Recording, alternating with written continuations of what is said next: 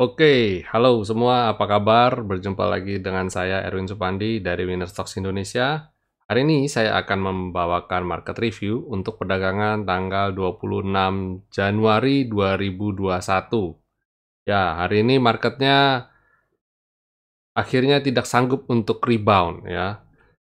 Kemarin kita sudah cukup happy, marketnya bisa masuk kembali ke dalam selendang, tapi ternyata tetap market yang menentukan ya, dan akhirnya jebol selendang dan hari ini malah membuat lower low. Terus bagaimana dengan kondisi market ke depannya? Sebelum saya mulai, saya ajak Bapak Ibu jangan lupa untuk subscribe dan tekan tombol loncengnya untuk channel YouTube Stocks Indonesia ini. Dan jika Bapak Ibu mendapat manfaat yang baik dari market review kami, jangan lupa untuk beri jempol ya. Oke, kita langsung saja untuk bawakan market review. Kita langsung ke chart. Oh, sebelum mulai di chart, saya akan bagikan sedikit. Kemarin saya sudah buat ini, habis gelap terbitlah terang. Siapa yang sudah nonton? Ya, waktu kita bikin market review ini, kita sudah cukup happy ya. Kita berharap, wah ini marketnya akan keren banget lah, gitu ya. Dan rebound lah setidaknya rebound dengan level resisten di 6.300 atau 6.400 lah. Jangan-jangan malah breakout, kita berpikir begitu. Tapi ya seperti Bapak Ibu ketahui, malah jebol. Tapi sempat waktu tadi pagi kita sempat cukup happy. Tapi saya agak khawatir karena dia tidak mampu untuk bikin candle hijau lebih masif, khususnya di jam-jam 9.30. Dan saya sebelum itu saya sudah buat market kayak beat briefing ya, morning briefing. Saya udah buat morning briefing, kita katakan bahwa jangan terjebak dengan euforia, hati-hati market masih tidak kondusif dan berpotensi untuk koreksi. Dan ketika koreksi, that's it. Kita akhirnya putuskan untuk keluar dulu dari market ya. Benar-benar keluar, bahkan dana yang 20% yang masih ada di situ pun kita pikir keluar dulu aja. Jadi saya sarankan Bapak Ibu yang masih punya posisi, dan posisi ini saya tidak tahu minusnya berapa banyak. Tapi kalau sudah jebol support, jangan ditahan lagi. Dan jika minusnya sudah lebih dari 10%, tapi masih di bawah 15, masih di bawah 20%, saya sarankan untuk kurangi muatan. Kalau cukup tega, silakan jual dulu aja. Sementara kita tunggu market volatile ini cukup reda, tidak buat lower low lagi, dan kita mulai strategi untuk entry lagi. Kenapa begitu? Karena ketika kita masih ada posisi dan kita posisi minus, kita akan terpancing untuk, atau kalau enggak kita lihat porto itu jadi deg-degan terus, jadi hati nggak tenang. Apalagi khususnya bagi para trader yang baru berinvestasi belum lama ya. Jadi apalagi trader milenial katanya, trader angkatan corona. Waduh, itu bahasanya lebih ini lagi. Yang baru trading di tahun 2020 kemarin. Nah, itu saya sarankan untuk kalau bisa kita istirahat dulu. Matengkan strategi kita dulu, kita mundur, kita atur strategi, kita kumpul kekuatan dulu, kita konsolidasi dulu. Kumpul kekuatan, itu bisa banyak banyak hal ya. Bisa juga belajar ya, kita memperlengkapi kita punya skill dengan ilmu trading dan kita mereview kenapa kita rugi dan bagaimana caranya kita bisa untung. Kita mereview. Kalau Bapak Ibu belum melakukan pencatatan dengan baik, maksudnya masih cenderung agak ngawur, tradingnya masih suka-suka gue, atau tradingnya masih tanya sana-sini, phone a friend gitu kan. Nah, saran saya harus mulai belajar untuk tinggalkan itu semua dan harus mulai belajar. Apapun itu, cari komunitas yang baik, belajar. Belajar bisa dari banyak macam, bisa dari buku, bisa dari macam-macam lah. Bapak bisa bergabung dengan komunitas-komunitas juga yang memberikan fasilitas pembelajaran online maupun offline. Offline rasanya belum ada ya. Nah, jadi harus belajar ya. Jangan ketika nanti kita malah terombang-ambing, malah nanti tambah ambiar lagi ya. Ke depan market tidak akan menjadi lebih mudah, saya jamin, karena saya sudah beberapa kali melewati krisis, dan setiap krisis itu berbeda, punya sensasi yang berbeda, punya situasi kondisi yang berbeda juga, tidak bisa sama dan kita tidak bisa plek meniru persis kondisi kemarin bagaimana dan hari ini bagaimana. Salah satu hal yang paling simpel aja dari masalah ARB. Tahun 2008, 2014 ya, 2014, 2013 tuh ketika market crash, ARB-nya 25%. Hari ini ARB 7%. Tapi cilakanya adalah masing-masing ada plus minus. Kalau 25% ya udah ambiar. 2 hari, 3 hari ARB minusnya udah 75%. Itu yang sebenarnya pemerintah hindari ya. Jadi di krisis tahun 2020 pemerintah udah belajar banyak ya, otoritas sudah belajar banyak dan supaya tidak bikin pasar tambah crash, tambah nggak karu-karuan, akhirnya diberlakukan ARB asimetris. Artinya kalau turun maksimum minus 7% saja, tapi kalau naik bisa 25%. Itu namanya asimetris ya, tidak sama. Kalau simetris, kalau turun 25%, auto reject-nya maksud saya. Kalau naik juga plus 25%, itu simetris namanya. Nah, kekurangannya adalah ketika minus 7%. Kalau zaman dulu, saya melihat minus 7% itu biasa. Jujur biasa. Biasa sekali. Ketika sebelum COVID-19 ya. Kita dulu pakai aturan minus 10% soalnya. Jadi kalau 7% enteng banget buat saya waktu itu. Dan sekarang berbeda. Sekarang minus 7%, orang udah deg-degan. Karena apa? Karena bukan masalah di minusnya. Saya yakin banyak di antara kita yang minus 7% masih berani. Minus 20% aja masih di-hold, masih disayang-sayang kok. Apalagi yang minus cuma 7%. Nah, yang bikin nggak enak itu sentimennya. Jadi ketika kena ARB hari ini, hampir bisa dipastikan besok akan mendapat tekanan, mendapat pressure yang besar. Karena orang juga banyak yang pengen keluar. Dan seperti Bapak Ibu ketahui, kalau ada yang jual, pasti harus ada yang beli. Dan kalau tidak ada yang beli, endingnya ARB. Dan tentu saja banyak perusahaan tidak mau itu terjadi dan mereka punya kepanjangan tangan yang maintain istilahnya ya. Entah istilah market provider bandar apapun itu, market maker apapun itu terserah. Mulai dari yang konotasi negatif sampai yang baik ya. Tentu saja tidak mau harga itu ambiar dan tidak mau harga itu terjun bebas. Jadi mereka harus bertahan. Nah, kalau bertahan kan artinya mereka harus beli barang dari market dan kekuatan mereka seberapa besar. Ini yang penting. Dan beberapa kali saya lihat cenderung makanya volumenya jadi kecil banget karena mereka akhirnya akan menghilangkan bid dan offer, mereka tidak akan mundur, teratur dan market yang menentukan. Jadi kalau market free fall gitu langsung jual ARB, ya udah nanti ditunggu. Kalau bisa rebound, mereka cecil beli. Kalau ternyata bid di offering posisi offer ternyata jumlah lot yang mau dijual begitu masif, mereka nggak mungkin beli, buang duit, bukannya apa. Biar orang tenang dulu. Nah, itu sebabnya saya ajak para trader yang baru-baru ya, jangan ikut-ikutan panik, jangan ikut-ikutan ngeras, karena itu yang rugi kita semua, bukan bukan cuma bapak atau ibu ya. Kita semua akan kena dampaknya ya, kita semua akan kena dampaknya. Jadi pentingnya punya mindset yang benar sebagai investor investor saham dan punya kematangan dalam bertrading yang benar.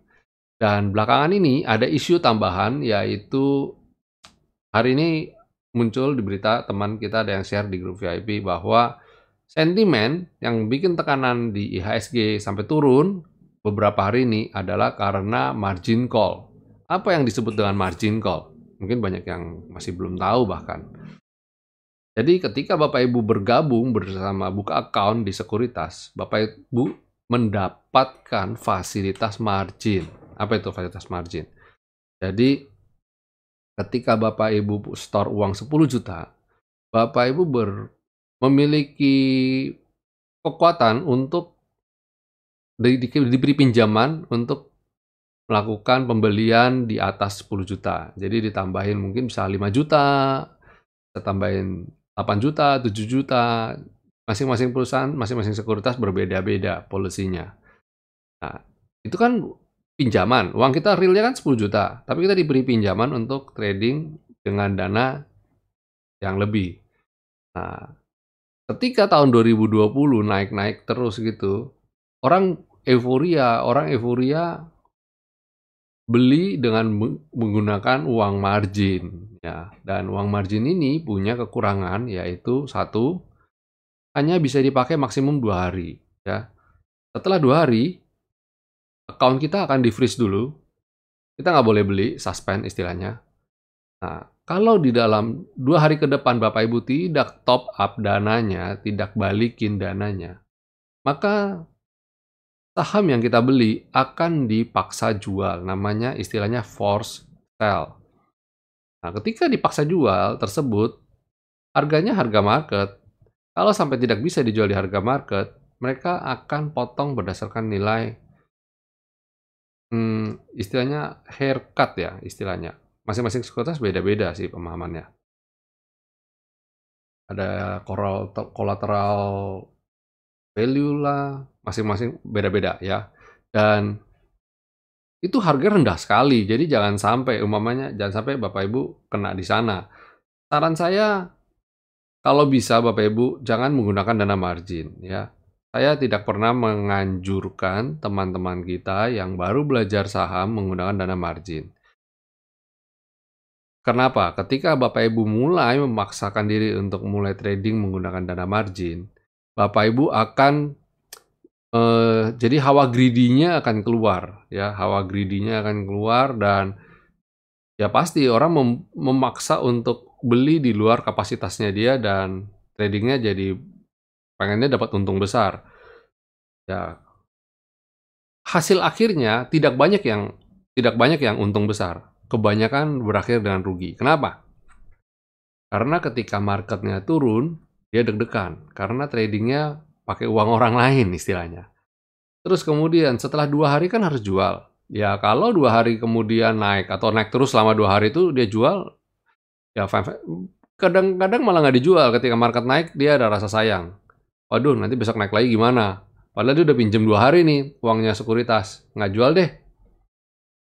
Besoknya kena force sell.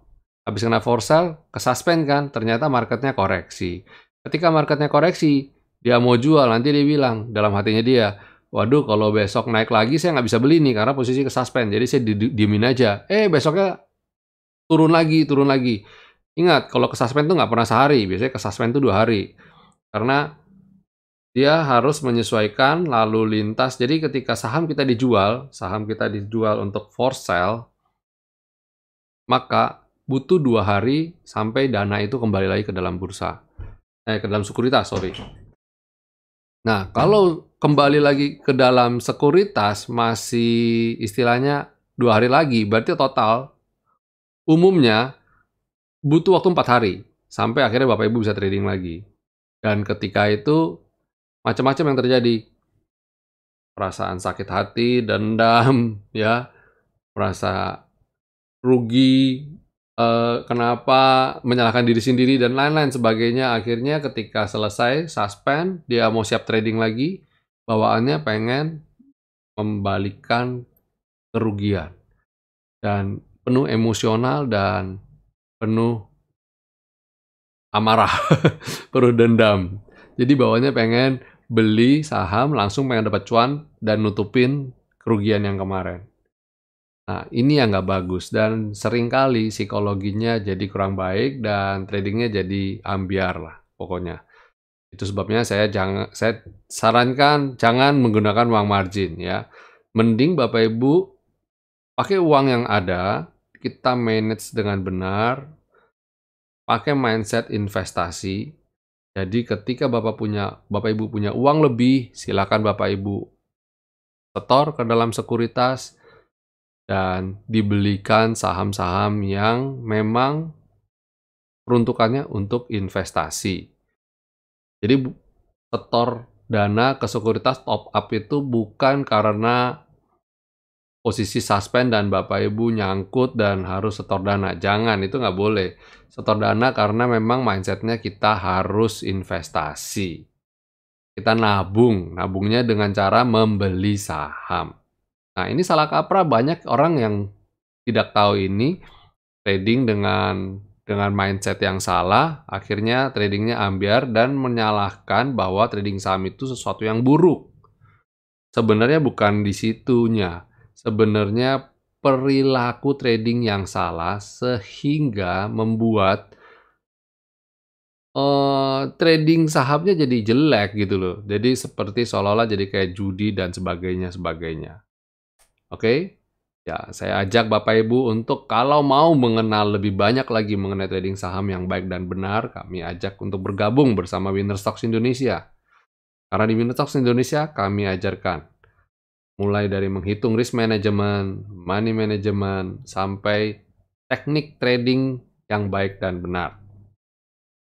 Baik day trading, swing trading, atau position trading, atau bahkan mungkin buat investasi long term dan mid term to long term ya. Dan saya ingatkan, mumpung harganya masih harga promo awal tahun. Nanti memasuki bulan Februari, promo tersebut sudah tidak ada dan harganya kembali normal. Oke? Jangan lewatkan. Ya, kita akan mereview ya. Kita akan mereview seperti apa sih kondisi market dalam beberapa hari ke depan. Nah, ini composite. Ini chart composite kita hari ini. Jebol sendang ya, jebol sendang. Nah, kemarin kita berharap dia akan naik ya. Setelah dia tertahan, dia akan ditutup di atas, dia akan naik. Kayak setidaknya kayak candle begini, kayak ini. Atau kayak gini, dia akan menguji ke bawah dan dia rebound. Kita berharap, tapi sekali lagi, orang banyak pepatah bilang, manusia boleh berharap, tapi Tuhan yang menentukan. Kalau ini lain. Kita boleh berharap, manusia beranalisa, tapi market yang menentukan. Karena apa? Hari ini orang banyak yang jualan dan itu tadi yang saya bilang, issue for sell. Jadi banyak orang yang posisinya belinya umpamanya beli di sini.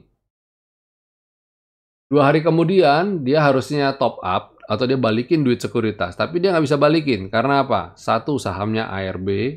Kalau ARB kan nggak bisa dijual. Nah, terus gimana dong? Ya udah nyangkut. Sekuritas juga kesusahan jual. Nah, ini bahaya dan nggak baik, nggak baik. Akhirnya apa? Jadi kayak seolah-olah kayak sistemik. Karena begitu banyak sekuritas yang harus for sale, akhirnya harus paksa jual kan? Nah, ini yang bahaya. Akhirnya jadi seolah-olah kayak nampak kelihatan seperti orang tuh lagi ngeras, panic sell. Padahal sebenarnya bukan panic sell-nya, tapi karena kesalahan manajemen trading yang tidak baik gitu. Kan jadi bikin market jadi jelek ya, serba susah. Jangan kayak gitulah. Kita harus trading dengan mindset yang benar lah. Oke. Nah, kalau lihat begini kondisinya, bagaimana dengan hari ini? Perdagangan hari ini asing membuka net sell apa net buy? Nah, lucunya ketika saya cek, asing justru masih membukukan net buy hari ini. Nah, pertanyaannya adalah yang asing beli itu barang harga berapa? Orang siapa yang dibeli ya? Orang yang di for sale. Nah, itu yang bahaya. Sebentar saya cek. Hari ini asing net buy-nya berapa? Kalau nggak salah 240-an miliar kalau nggak salah. Saya cek dulu. Jadi sayang sekali kan, harusnya pada bisa buy dengan baik ya, trading, investasi.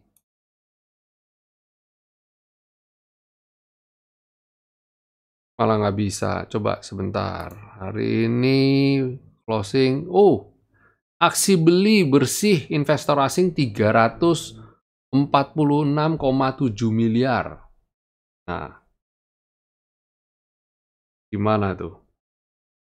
Orang banyak jualan, yang beli siapa? asing. Lagi-lagi kita kayak dijajah nggak sih?